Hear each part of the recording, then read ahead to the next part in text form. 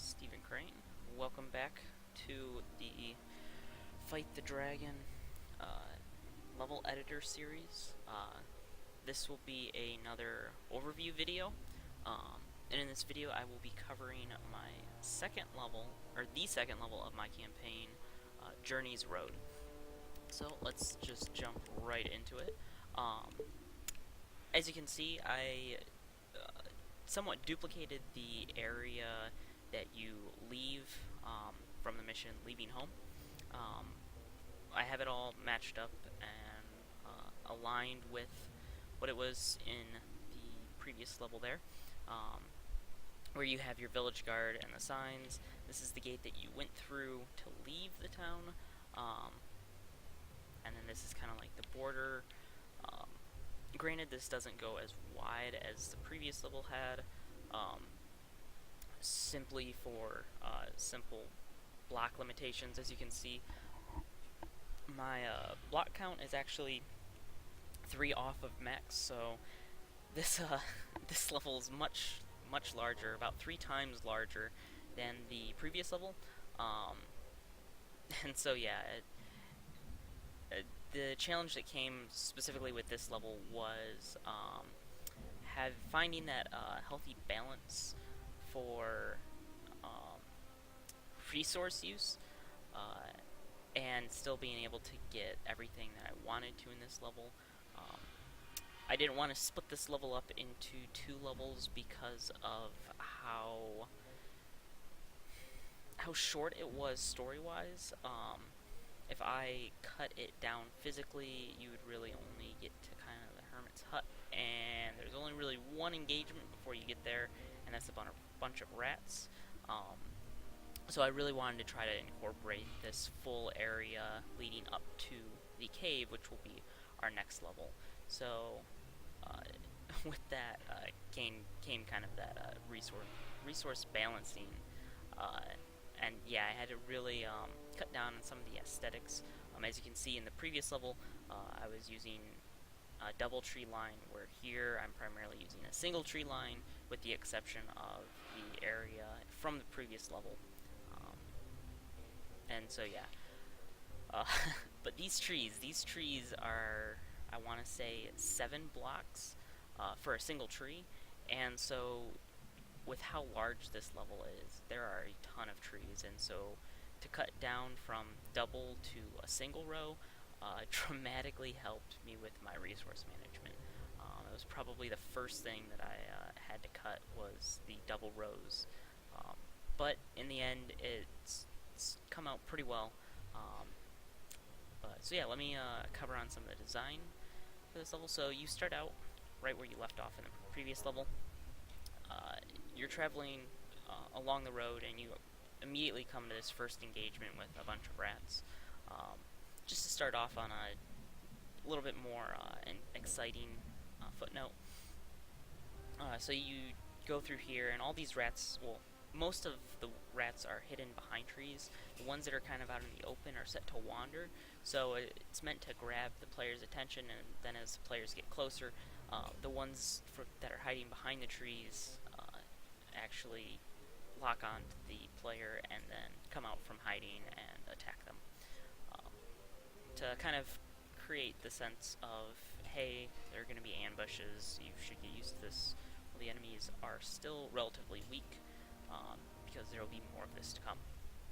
Anyways, once you get down here, you talk to the Hermit.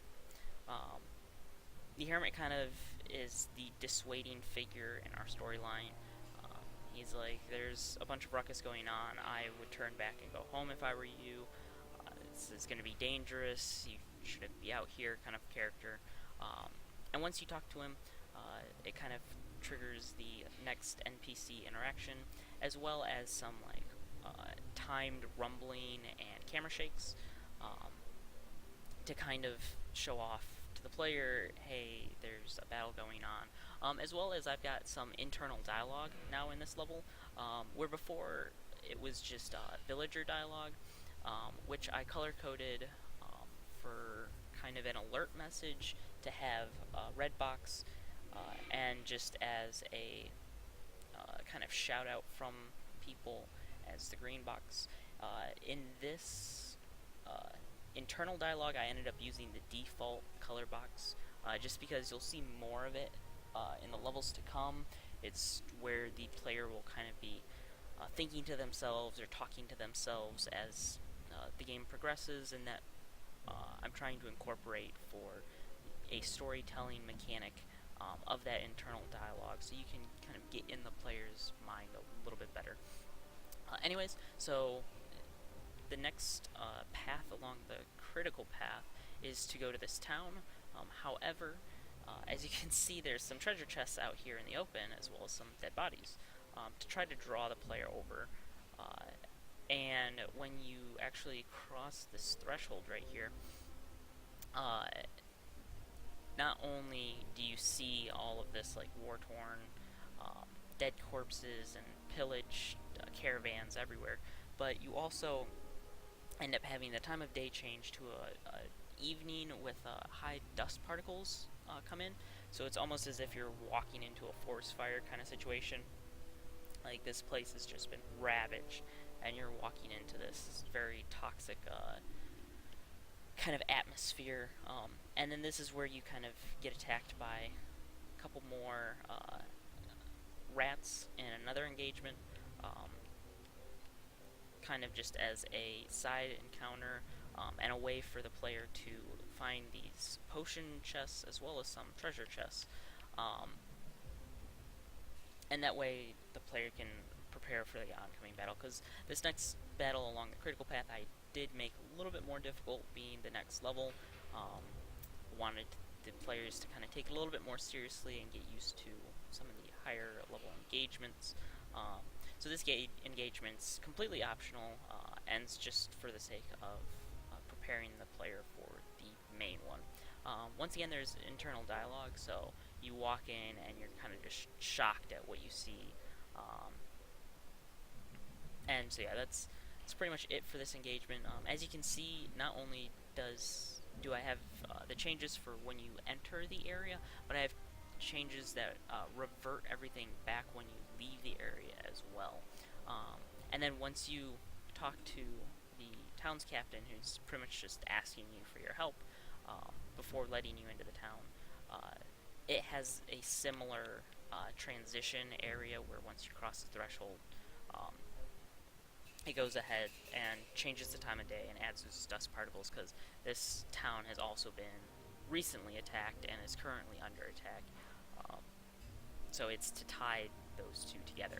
Also right here I have cues for another internal dialogue to kind of prepare the player that this is going to be a bit tougher fight than the previous ones, just to let them know.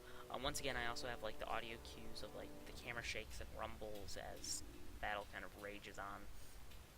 Anyways, so this encounter kind of has two waves to it, similar to the last levels, where you have your initial wave where there are actually 4 orcs that are just kind of patrolling around the middle of the town here.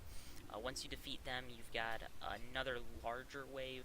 I want to say 8 orcs, 2 goblins, and this flame spirit mini-boss. He's set to harder, just to add challenge to the player. It's a very wide open area, so the player has a ton of area to go to kind of escape and kite the enemies around to kind of use the battlefield to their advantage. So I did toughen a couple of the enemies. I want to say it was, yeah, just 2 orcs and the mini boss itself, to kind of give the player a little bit more of an exciting battle versus just a typical, here's a bunch of enemies, have fun with it. So once you defeat the entire wave, it unlocks the door to the town barracks, which is where the next story progression area is at. Kind of want to touch note on some of the set design over here. I've taken the concept of the blacksmith and kind of advanced it a little bit more. Now I've got the smelter over here with some particle effects, where the last one being a little bit more poor of a town, it the blacksmith, for as well off as he wasn't at this stage. Simply because this is kind of a central trading hub. It's just outside of the main city, so a lot of traders come here either just as they're leaving the city or just as they're about to get to the city. So this is a very kind of prosperous town, and I wanted to convey that with like how much more they have here than they did in your own village, even with less houses and less villagers. That they're still better off just because of their proximity to the city. And then once you get over here into the houses, even for the farmer, you can see it's a little bit more set design for somebody that's a little bit better off. You don't just have food; you got food, books, flasks, stuff of that nature to show like that it's a very prosperous town. And once again, the blacksmith being just outside the city, a little bit more prosperous than everybody else, especially since it's a very militaristic city. Um, so he's got the nicest house in town, um, with the most in it, including the fireplace and whatnot. And then these areas, it shows that you've come late to the battle. People have died. You weren't able to save them all. People have died in their homes trying to hide or protect themselves. Um, but anyways, so you go over to the barracks, and it is where the few survivors have kind of been held up. There's the last soldier in training, who's kind of barricaded the door until you end up killing everything, and then he lets you in. And his dialogue's pretty important to the story. Um, it's a surprise that you yourself have been able to come and save this town of people. Um, and as for rewarding you for it, he gives you access to go around the roadblock, which, as you could see over here, due to the attack, they've kind of blocked off the main road to prevent the orcs from getting to the main city from that route. So he gives you the alternative route to go through the cave. Once you leave here, you can also talk with the other NPCs. They all kind of just have some story as to the beginning of the attack and kind of what they witnessed. Um, One in particular that actually survived the caravan attack and came all the way here from there. Anyways, so once you leave, then the captain spawns in right outside the door, and he gives you access to the cellar, which is where the loot room is for this level. Bunch of gold chests, and then the level treasure chest for this level is located here. And it's just supposed to be in the cellar of the house, or of the barracks. And as you can see with the barracks, I kind of set design it a little bit different in mind, more for quantity of people over the quality of living. It's supposed to be kind of a training outpost for some, and that's why you have like the stocks and the archery range and all that. Anyways, so once you clear the town, you can come over here. You can actually talk to one of the orcs, and he kind of gives you some information as to why they're attacking and what's kind of triggered this event. And then he realizes that you're an adventurer that they're actually looking for, and then he attacks you. And I've placed him specifically here, so when the player goes to fight him, that they accidentally hit these destructible walls and realize that, oh, hey, some of these walls are destructible, revealing secrets behind them, which will kind of prelude into the next level, where I'm going to be using a lot more destructible walls to have hidden secrets throughout the level. So I just want to prepare the player for that, and just have it fresh in their mind as soon as they go into the next level. And that's about it. Really, the only major difference that I use between this level and the last in regards to progression is I incorporated a key, where before it was all either you talked to someone or you killed all the enemies and the gate would open, where this one you have to actually get the key from the trainee, which opens the main progression door, which once again is preluding into the next level, where it will become a lot more predominant, using multiple keys to get through multiple doors, And so once again, I just wanted to use that to kind of prepare the player for the next level.